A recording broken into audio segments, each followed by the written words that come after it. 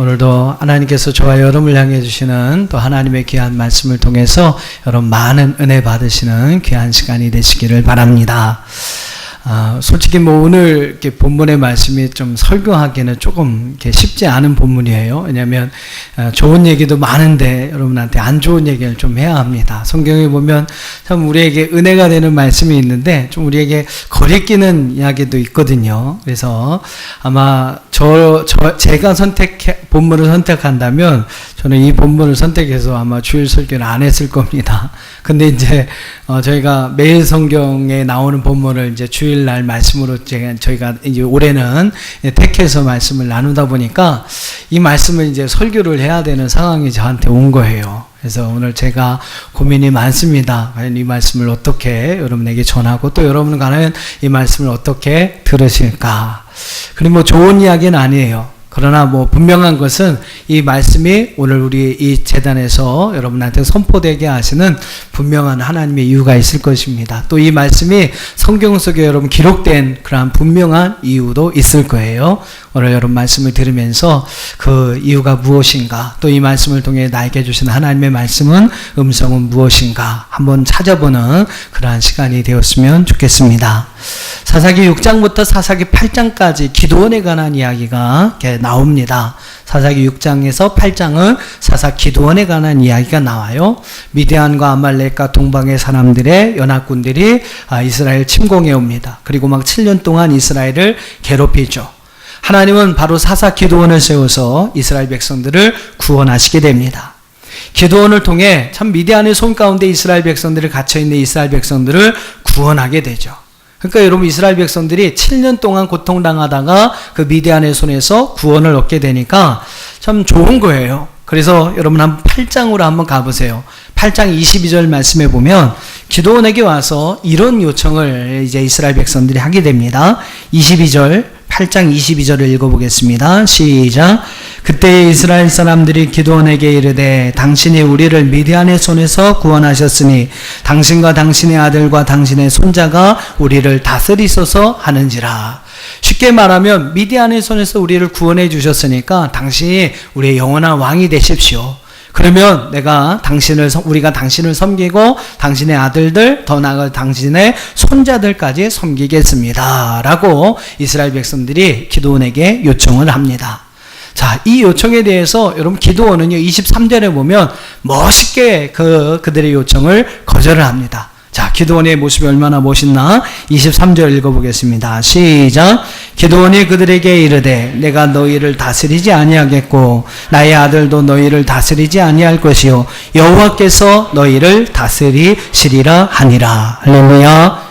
멋있죠? 얼마나 멋집니까? 야, 나는 너희들의 왕이 되지 않는다. 나는 너희들을 다스리지 않을 것이다. 여호와께서 너희를 다스릴 것이다. 얼마나 멋있습니까? 참 기드온의 그 말은 너무 멋있는 말이에요. 왕이 돼달라고 요청한 이스라엘 백성들을 향해 멋지게 거절을 합니다. 말로는 입으로는 여러분 거절을 했는데 참 안타까운 사실은 이 기드온의 삶을 들여다보면 그는 왕과 같은 권력을 누렸고요. 왕과 같은 그러한 호화로운 생활을 하게 됩니다. 사사기 8장 여러분 후반부의 말씀을 한번 봐보세요. 8장 후반부의 말씀 보면 기드온은요 미디안에서 탈취한 금귀고리를 백성들에게 모읍니다. 그래서 여러분 무려 금이 1700세겔이 모여지게 되는데 그 금을 가지고 에봇을 만들어요. 그것을 자기의 성 오브라 성에다 걸어놓고 이스라엘 백성은 그것을 하나님 마냥 섬기게 됩니다. 좀 안타까운 일들을 하게 되죠. 자기가 일선에 나서진 않지만 자기의 어떤 힘과 권력을 상징하는 에봇을 자기 성에다 걸어놓는 기드온의 모습을 보게 됩니다. 또 여러분 이어지는 말씀에 보면 이 기드온에게 아내가 많았어요. 아내가 많아서 그 아내를 통해서 낳은 아들이 몇 명이었습니까? 70명의 아들을 낳았어요. 그리고 첩을 통해서 아들을 낳았는데 그 아들의 이름이 아비멜렉이었다라고 성경은 말씀하고 있습니다. 첩과 아내를 통해서 71명의 아들을 낳습니다. 말로는 내가 너희 왕이 안 될 거야. 난 너희를 다스리지 않고 여호와께서 너희를 다스릴 거야 라고 말했습니다만 이 기드온의 삶을 보면 거의 왕이 된 거나 마찬가지예요. 그런 여러분 호화로운 삶을 살았습니다. 그럼 그래서 그것이 늘 문제가 아니겠습니까? 우리가 말한 대로 살 수 있다면, 그렇죠? 여러분이 알고 있는 대로만 살 수 있다면 참 우리는 참 좋을 텐데, 기드온은 입으로는 여호와께서 다스릴 것이다 라고 말했지만 그의 삶에는 뭐 왕 이상의 그러한 삶이 그에게 있었다라는 거예요. 한번 따라해 보세요. 말한 대로만 살자. 알고 있는 대로 살자. 예, 뭐 여러분에게 하는 말씀이 아니고 제 자신에게 하는 제 삶의 어떠한 목표가 되는 그러한 이야기입니다. 이 목사라는 이제 직업이 그래요. 여러분 이렇게 말을 많이 해야 되고 또 여러분 많은 사람들 앞에 서서 이렇게 하나님의 말씀을 또 이렇게 전해야 하는 그런 상황이기 때문에 참 이렇게 좋은 말을 많이 합니다. 예, 좋은 말을 많이 해요.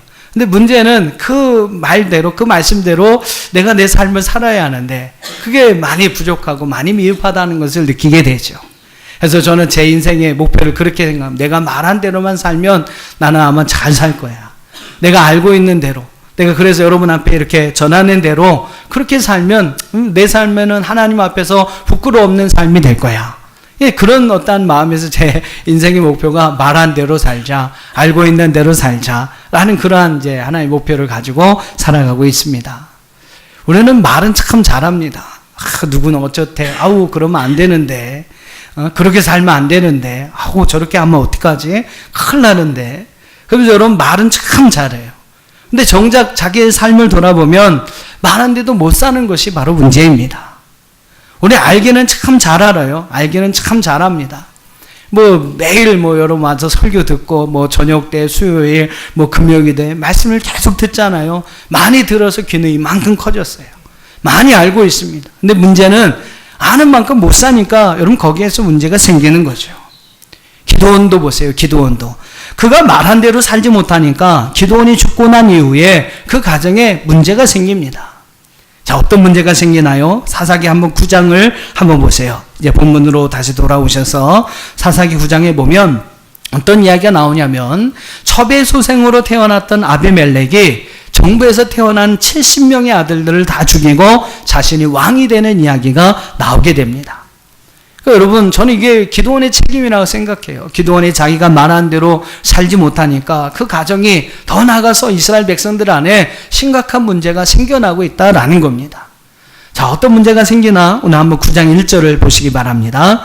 9장 1절 보니까 여룻바알의 아들 아비멜렉이 그랬습니다.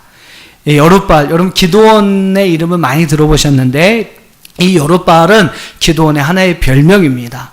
이 기드온이 바알과 싸워서 이겼다라는 의미에서 바알과 다투었다라는 의미에서 이 기드온의 별명을 여룻바알이다라고 부릅니다. 그래서 어디에는 기드온, 어디에는 여룻바알이라고 써 있어요. 전혀 여러분 다른 사람이 아닙니다. 똑같은 사람이에요. 예, 그리고 이제 어떠한 하나의 별명으로서 붙여진 이름이 바로 이제 여룻바알입니다. 자, 그러니까 기드온의 아들이죠. 기드온의 아들 가운데 아비멜렉이 세겜에 가서 그의 형제들에게 막 이제 충동질을 하는 거예요. 뭐라고 이야기를 하냐면, 여러분 70명의 아들들을 한테 다스림을 받는 게 좋습니까? 아니면 한 명한테 다스림을 받는 게 좋습니까? 라고 이야기를 하는 거예요. 여러분 70명을 섬기려면 얼마나 어렵습니까? 그러니까 여러분 그 이야기를 들은 사람들이 이제 우리 뭐 당연히 한 명을 섬기는 게 좋겠죠라고 이제 이야기를 합니다. 그래서 이제 그 일들을 행하기 위해서 이제 세겜 사람과 아비멜렉이 함께 이제 동업자가 돼요. 동역자가 됩니다. 그래서 바알브릿이라는 신전에서 은 70개를 내어주고 이제 그 은 70개를 가지고 아비멜렉은요 방탕하고 경박한 사람들, 불량배들을 이제 사서 모으게 됩니다. 그리고 자기 수하에 그 사람들을 거느리고 이제 반란을 일으키려고 하는 거죠. 자, 어떤 반란을 일으킵니까? 계속 여러분 이어지는 말씀에 보면 오브라에 있는 자기 아버지 집으로 가서 자기 형제 70명을 다 죽입니다. 그리고 거기에서 자기가 왕의 노릇을 하게 돼요. 왕이 되는 일들이 일어납니다. 그러니까 형제들 안에 여러분 이러한 피 흘림이 생겨나게 된 거예요. 기드온이 여러분 말한 대로 살지 못함으로 오늘 그 가정에 이러한 안타까운 역사가 일어납니다. 그래서 기드온이 여러분 어떻게 보면 자기 아들들을 많이 자랑했을 텐데 한날 한시에 한 바위 위에서 70명의 아들들이 다 죽음을 당합니다. 그리고 여러분 아비멜렉이 왕이 되죠. 자, 근데 여러분 5절 말씀을 한번 보세요. 70명이 다 죽은 것은 아니었습니다.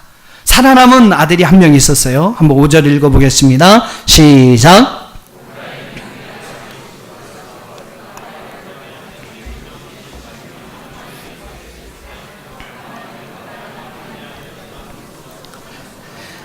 예, 70명의 아들들 가운데 누가 살아남았습니까?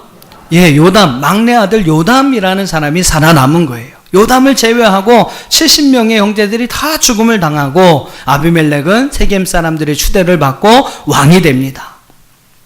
우리는 여러분 이렇게 요담을 살려놓으신 그런 하나님의 섭리를 우리는 기억해야 합니다. 어떻게 보면 이 아비멜렉이 행한 그 모든 죄는 그냥 역사 가운데 또 조용히 이렇게 묻힐 수 있는 그러한 이야기였을 거예요. 근데 여러분 이제 7절 이후에 20절까지 말씀 보면 이제 요담이 지은 우화가 나옵니다. 그 우화를 통해서 이제 아비멜렉이 행하였던 모든 일들이 세상에서 드러나게 돼요. 아비멜렉과 그를 지지했던 세겜 사람들이 행하였던 일들이 세상 속에서 드러나게 됩니다. 그렇습니다, 여러분. 하나님 앞에는요, 숨길 수 있는 것이 아무것도 없습니다. 하나님 앞에서는 우리의 모든 것이 다 드러난다는 사실을 우리는 분명히 기억하면서 우리의 삶을 살아가야 할 줄 믿습니다.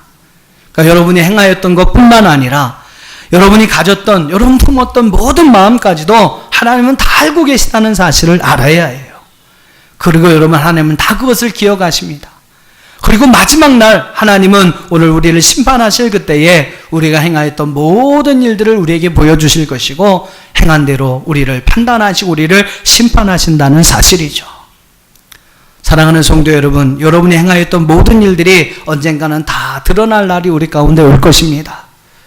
그날에 여러분, 저와 여러분 하나님 앞에 부끄러움없는 삶이 되어야 할 줄로 믿습니다. 하나님 앞에서 여러분 오늘 아비멜렉과 같이 또 세겜 사람들 같이 잘못 행하는 일이 있어서는 안 된다는 거예요. 하나님은 우리가 행한 그 모든 일을 반드시 갚아주시는 하나님이십니다. 악을 행한 자는 악으로 갚아주실 것이고 선을 행한 자는 결국 선으로 갚아주시는 하나님이십니다. 아비멜렉은요, 사람들의 마음, 세겜 사람들의 마음을 얻어서 결국 왕이 됩니다만 결국 하나님 앞에 악을 행하였기 때문에 바로 하나님은 요담을 통해서 그가 행한 모든 일들을 다 드러나게 하셨고 결국 이따가도 여러분 살펴보겠습니다만 이제 22절 이하의 말씀 보면 이 아비멜렉과 세겜 사람들 사이에 분열과 싸움이 일어납니다. 그래서 자기들이 지지했던 아비멜렉의 칼에 세겜의 모든 사람들이 죽임을 당하게 되고 또 이 아비멜렉도 역시 참 비참한 그러한 죽음을 당하게 되는 것을 볼 수가 있어요. 하나님은 여러분 우리가 행한 일에 보응하시는 하나님, 오늘 우리가 행한 일을 반드시 여러분 심판하시는, 드러나게 하시고 그것에 대해 심판하시는 하나님이라는 사실을 믿으시기를 주님의 이름으로 축원합니다. 자, 한번 22절 이하의 말씀을 한번 보겠습니다. 자, 이렇게 형제들 간의 칼부림, 피 흘림을 통해서 가정의 비극이 이루어지는데 그 결과가 여러분 어떻게 나올까요? 결론이 여러분 어떻게 나올까요? 22절 말씀을 한번 보세요. 자, 22절로 24절까지 같이 읽어보겠습니다. 시작. 아비멜렉이 이스라엘 다스린 지 3년에 하나님의 아비멜렉과 세겜들 사이에 악한 영을 보내심에 세감 사람들이 아비멜렉을 배반하였으니 이는 여룻바알의 아들 70명에게 저지른 포악한 일을 갚되 그들을 죽여 피 흘린 죄를 그들의 형제 아비멜렉과 아비멜렉의 손을 도와 그의 형제들을 죽이게 한 세겜 사람들에게로 돌아가게 하심이라. 여러분 23절과 24절에서 분명히 여러분 말씀하고 있어요. 뭘 여러분 말씀하고 있습니까? 23절에 보면 하나님이 아비멜렉과 세겜 사람들 사이에 악한 영을 보내셔서 오늘 세겜 사람들로 하여금 아비멜렉을 배반하게 만듭니다. 배반하게 된 여러분 이유가 뭐예요? 24절에 보니까 여룻바알의 아들 70명에게 저지른 포악한 일을 갚기 위함이다 라고 성경은 말씀하고 있어요. 또 그들의 손에 의해서 피 흘림을 당한 그 사람들을 죽이게 했던 세겜 사람들에게로 그 피가 돌아가게 하기 위함이다 라고 성경은 분명하게 말씀하고 있어요. 즉 여러분 아비멜렉과 세겜 사람들이 행하였던 그 잘못에 대해서 하나님께서 그들의 포악한 일을 갚기 위해서 또 그들에게 피 흘리게 했던 그들에게 다시 그 피가 돌아가게 하기 위해서 하나님께서 이와 같은 일들, 즉 아비멜렉과 이제 세겜들 사이에 서로 배반하게 되는 그러한 일들을 주셨다라고 말씀하고 있습니다. 여러분, 특별히 이제 23절의 말씀에서 우리가 이 말씀을 좀 오해하지 말아야 하는데요. 하나님께서 아비멜렉과 세겜 사람들에게 악한 영을 보내셨다라는 말씀이 나와요. 그래서 이 말씀을 이제 문자적으로 해석해서, 아니요, 하나님께서 어떻게 하나님의 속성 가운데 악이 있는 건 아니겠는데 악한 영들을 움직여서 이렇게 사람들의 고통을 주면 어떻게 하느냐, 이렇게 여러분 오해하고 생각하시는 분들도 있을 거예요. 분명히 이제 하나님이 하셨다라고 말할 수는 없습니다. 그래서 저도 이 부분을 어떻게 이제 여러분한테 설명을 해야 되나, 여러 사람들의 주석이나 내용들을 살펴봤는데요. 많은 그 해석하는 분들 가운데 욥의 이야기를 들어서 해석하시는 분들이 있었어요. 자, 왜 여러분 욥에게, 이 욥기서의 말씀 보면 욥에게 한날에 그냥 말할 수 없는 고통이 찾아옵니다. 동방의 의인이요, 그냥 거부였던 의인에게 하루아침에 그의 모든 재산을 다 빼앗기는 일이 일어나요. 또 자녀들도 한날 한시에 다 죽음을 당합니다. 막 자기의 몸에는 전기가 나가지고요, 말할 수 없는 고통 가운데 처하게 되죠. 여러분, 왜 욥에게 이런 일들이 일어나게 됩니까? 욥기서의 말씀을 보면 여러분 한번 오늘 말씀에 이렇게 손가락을 좀 껴보시고요, 욥기서 1장을 한번 찾아보시기 바랍니다. 성경을 갖고 오신 분들은 한번 욥기서 1장, 왜 욥에게 이러한 고통이 일어난 것일까? 우리 한번 8절 말씀부터 12절 말씀까지를 한번 읽어보겠습니다. 욥기서 1장 1장 8절로 12절까지 같이 한번 읽어보시죠. 시작. 여호와께서 사단에게 이르시되 내가 내 종 욥을 주의하여 보았느냐. 그와 같이 온전하고 정직하여 하나님을 경외하며 악에서 떠난 자는 세상에 없느니라. 사단이 여호와께 대답하여 이르되 욥이 어찌 까닭없이 하나님을 경외하리이까? 주께서 그와 그의 집과 그의 모든 소유물을 울타리로 두르심이 때문이 아니니까? 주께서 그의 손으로 하는 바를 복되게 하사 그의 소유물이 땅에 넘치게 하셨음이니이다. 이제 주의 손을 펴서 그의 모든 소유물을 치소서. 그리하시면 틀림없이 주를 향하여 욕하지 아니하겠나이까? 여호와께서 사단에게 이르시되 내가 그의 소유물을 다 내 손에 맡기노라. 다만 그의 몸에는 내 손을 대지 말지니라. 사단이 곧 여호와 앞에서 물러가니라. 여러분, 욥의 경우에는요, 이 하나님의 용인으로 인해서 사단이 그 욥이 하나님을 경외할 수밖에 없었던 배경들을 하나하나 빼앗아 가게 됩니다. 그러면서 이제 욥의 삶 가운데 여러 가지 고통의 문제들이 시작이 되는 것이죠. 오늘 말씀에서도 여러분, 아비멜렉과 세겜 사람들이 서로 배반하여 피를 흘리게 된 이유가 무엇이냐면 바로 하나님의 묵인이라는 것이죠. 하나님께서 여러분 악한 영들이 활동하는 것을 하나님의 주권으로 막지 않으셨기 때문에 이런 일들이 일어난 것입니다. 그러니까 하나님이 하셨다, 하나님이 하신 일이다라고 하기보다는 그냥 하나님의 용인으로 또 불의한 욕심에 사로잡혔던 아비멜렉과 세겜의 사람들 가운데 악한 영이 역사함으로써 이와 같은 일들이 일어났다라고 이야기하는 것이, 그렇게 여러분 좀 이해하시는 것이 좋은 것이다라는 겁니다. 그러니까 여러분, 이 말씀에서 하고자 하는 이야기가 무엇이냐면 악을 행하는 곳에는요, 악한 영이 역사할 수밖에 없다라는 거예요. 그러니까 여러분, 어떤 사람이 여러분에게 악을 행해서 여러분이 그 사람에게 악으로 대적해서 악을 갚는다면 거기에는 악한 영이 역사하는 겁니다. 그래서 여러분, 더 큰 악이 존재할 수밖에 없는 것이죠. 근데 여러분, 반대로 선한 일을 행하는 곳에는 하나님께서 함께 하십니다. 그래서 여러분, 이제 혹시라도 다른 사람이 나에게 악을 행하였을지라도 내가 선으로 그 악을 여러분 갚는다면 거기에는 하나님의 선하신 은혜의 일들이 일어날 수 있다라는 겁니다. 그러니까 악은 더 큰 악을 불러오고요, 선은 오히려 악을 물리치게 되는 일들이 일어나게 되는 것이죠. 그러니까 아비멜렉과 여러분 세겜 사이에 이러한 악한 영이 역사하는 것은 그들 안에 이러한 계속되는 악의 여러분 순환들이 거듭되고 있기 때문에 그들 가운데 악한 영들이 역사할 수밖에 없었다라는 거예요. 그래서 여러분, 사도 바울은 이런 의미에서 로마서 12장의 말씀을 보면 바로 우리를 향해서 이렇게 말씀하고 있습니다. 한번 로마서 12장 17절을 한번 화면을 통해서 같이 보시죠. 읽어보겠습니다. 시작. 아무에게도 악을 악으로 갚지 말고 모든 사람 앞에서 선한 일을 도모하라. 할렐루야. 그래서 여러분, 사도 바울은요, 악을 악으로 갚지 말고 모든 사람 앞에서 선한 일을 도모할 것을, 선한 일을 행할 것을 우리에게 말씀합니다. 또 21절 보세요. 21절 시작. 악에게 지지 말고 선으로 악을 이기라. 할렐루야. 소극적인 의미에서는 악을 악으로 갚지 말라, 또 악에게 지지 말라라고 말씀하면서 좀 더 적극적인 의미에서는 모든 사람에게 선한 일을 도모할 것을, 또 선으로 오히려 악을 이겨갈 것을 우리에게 말씀하고 있는 것이죠.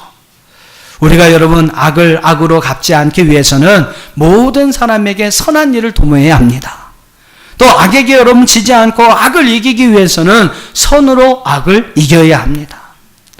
우리 그리스도인들은요, 모든 사람에게 선을 도모하는 자가 되어야 하고, 할렐루야, 선으로 악을 이겨가는 자가 될 수 있어야 한다는 것입니다. 인도의 성자로 알려진 선더싱은 소년 시절에 예수를 용접하고 인도의 방방곡곡을 누리면서 예수를 증거하게 됩니다. 근데 어느 날 가을날에 나칸낫이라고 하는 곳에서 이제 복음을 전하다가 피곤한 이제 몸을 이끌고 이제 집에 돌아가기 위해서 산길을 이제 지나가게 됩니다. 근데 이제 그곳에 마침 이제 추수하게 하느냐고 바쁜 농부들을 보게 된 거예요. 근데 선더싱 그런 생각을 합니다. 야, 이런 깊은 삶 중에서 저렇게 바쁘게 사는 농부들에게 누가 복음을 전할 수 있을까? 저들이 언제 예수의 복음을 들을 수 있을까? 이제 그런 생각을 가지고 이제 선더싱이 그 밭에서 열심히 추수를 하고 있는 사람들에게 복음을 전하게 됩니다. 근데 그 중에 이제 한 심술궂은 농부가 있던 거예요. 심술궂은 농부가 이제 막 화가 난 겁니다. 우리 막 바쁘게 와서 일하고 있는데 그냥 입만 놀리고 있다고. 그러면서 그냥 화가 나서 돌을 확 집어던졌어요. 돌을 확 집어던졌습니다. 근데 그게 선더싱 머리에 탁 맞았어요. 돌을 맞은 선더싱은 그 자리에서 정신을 잃고 쓰러지고 말았습니다. 근데 이상한 일들이 일어나는 거예요. 이상한 일들이 어떻게 일어나냐면 선더싱만 정신을 잃고 쓰러진 것이 아니에요. 돌을 던졌던 그 농부도 막 갑자기 머리를 감싸고 발버둥을 치면서 그 자리에 쓰러지더라는 것입니다. 그리고 더 이상한 일이 생겼는데 돌에 맞은 선더싱은 그 머리에 아무 이상이 없었는데 오히려 이 돌을 던졌던 농부의 머리에서 피가 철철철 흐르더라는 것입니다. 막 사람들이 신기해하고 같이 이렇게 일하고 있던 농부들이 신기해가지고 막 쳐다보면서 야, 저 청년이 저나 하나님이라는 사람이 진짜 살아있긴 살아있는가 보구나. 그러면서 이제 두려움 가운데 그 농부를 막 지켜보고 있는 거예요. 이제 정신을 차리고 선더싱이 일어나서 이렇게 보니까 농부가 뭐 머리에 피를 흘리면서 막 그러고 있는 겁니다. 그래서 그에게 다가가서 그의 상처를 치료해주고 이렇게 닦아주고 그를 위해서 하나님 앞에 기도해줬어요. 그랬더니 이제 피가 먹기를 시작하더라는 겁니다.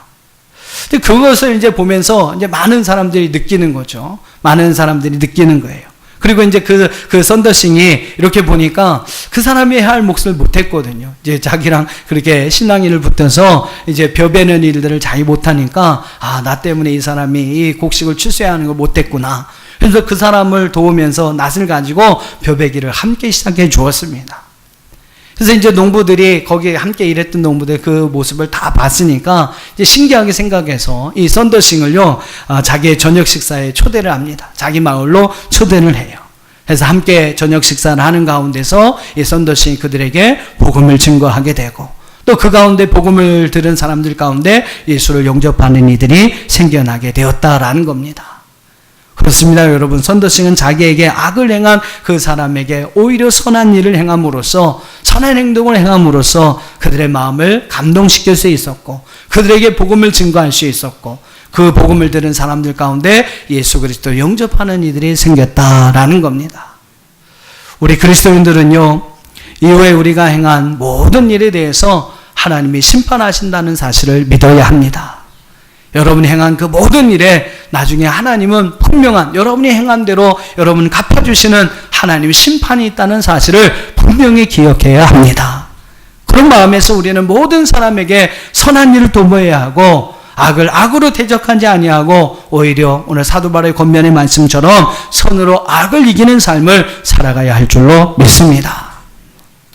여러분에게 악한 일을 행한 자가 누구입니까? 여러분에게 여러분 악을 행한 자가 누구입니까?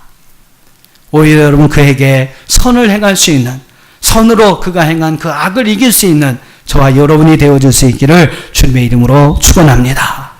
자, 한번 계속해서 이 아비멜렉과 세겜 사이에 어떤 이야기들이 일어나는지, 한번 어떤 결말이 지어지는지를 여러분 한번 오늘 말씀을 보시기 바랍니다. 여러분 막 이렇게 드라마 좋아하시잖아요. 드라마. 오늘 보면 또 내일 뭐 무슨 일이 일어날까.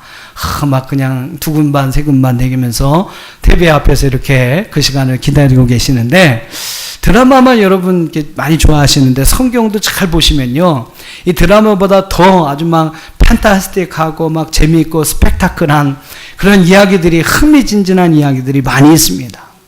오늘 여러분 제가 이제 중간중간 끊어서 말씀을 드려서 그렇지, 이걸 한번 여러분 드라마라고 한번 생각하고 읽어보세요.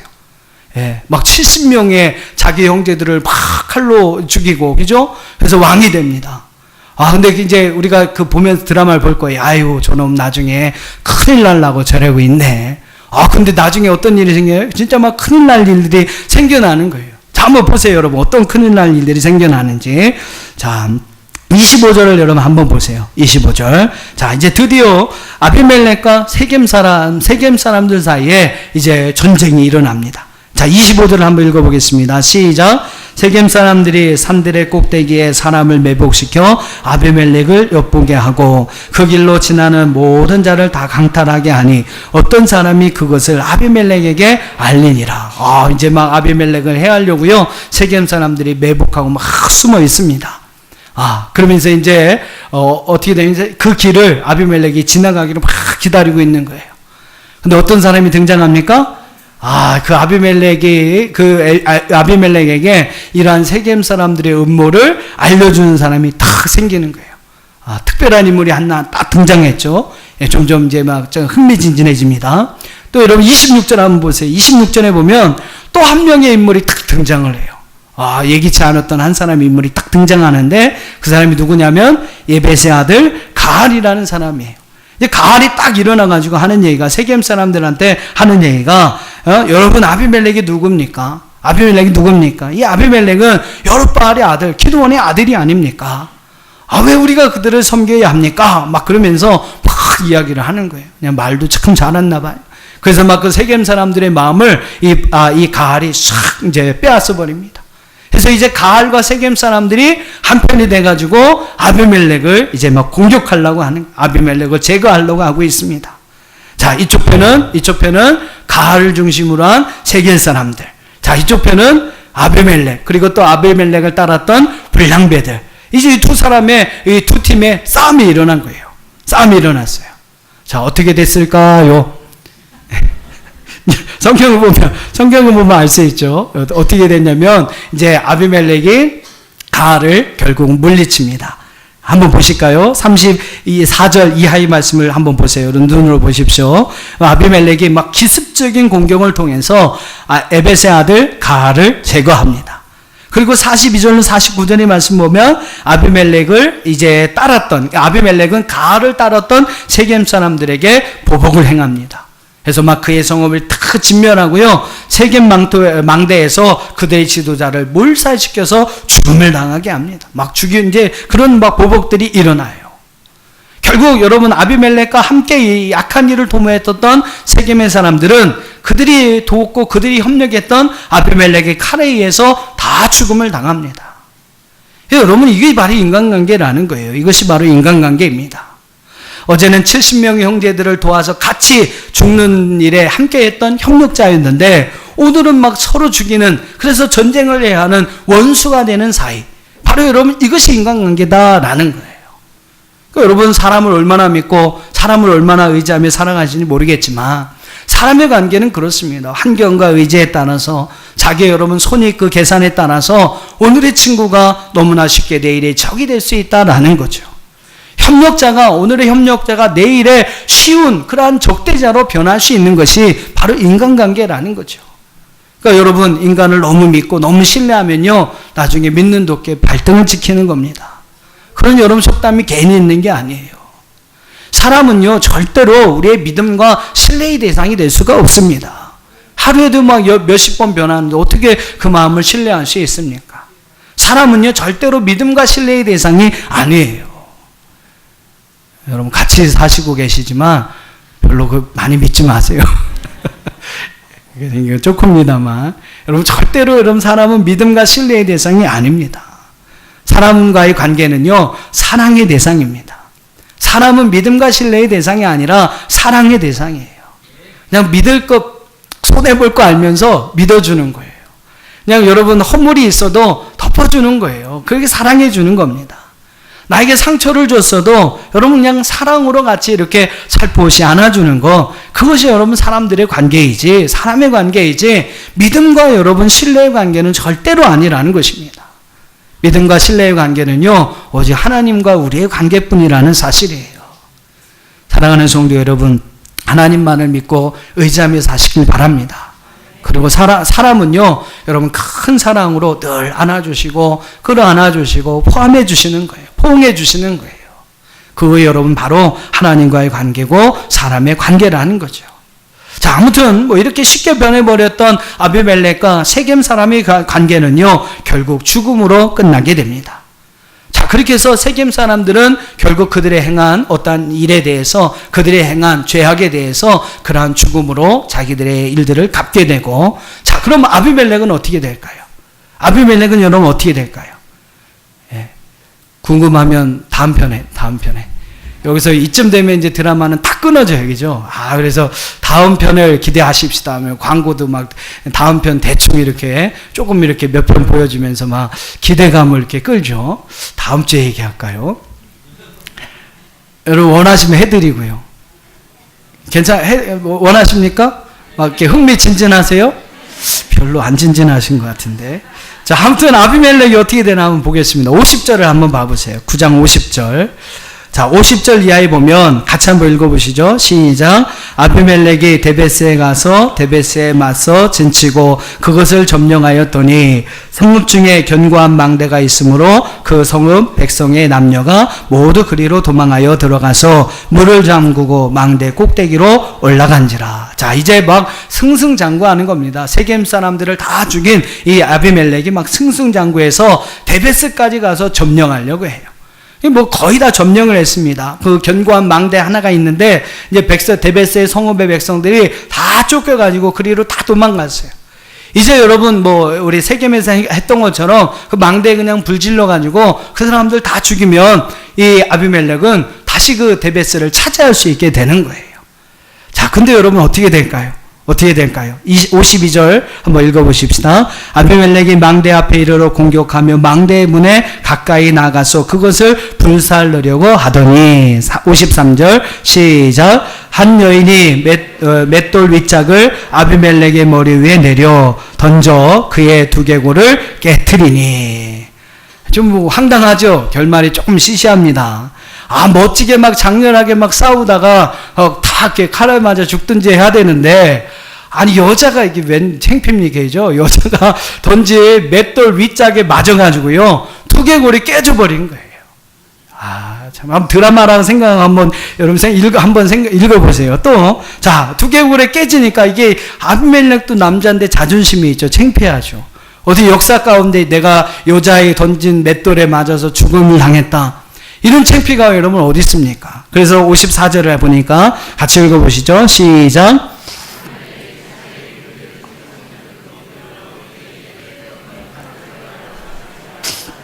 사람들이 나를 가르쳐 이르기를 여자가 그를 죽였다 할까 하노라 하니 그 청년이 그를 찌르매 그가 죽은지라.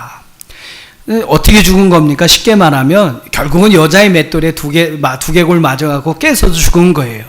근데 그게 창피하니까 옆에 있는 청년한테 나를 좀 찔러라. 그러면서 여러분 그 자리에서 이 아비멜렉이 참 비참한 죽음을 당하게 됩니다.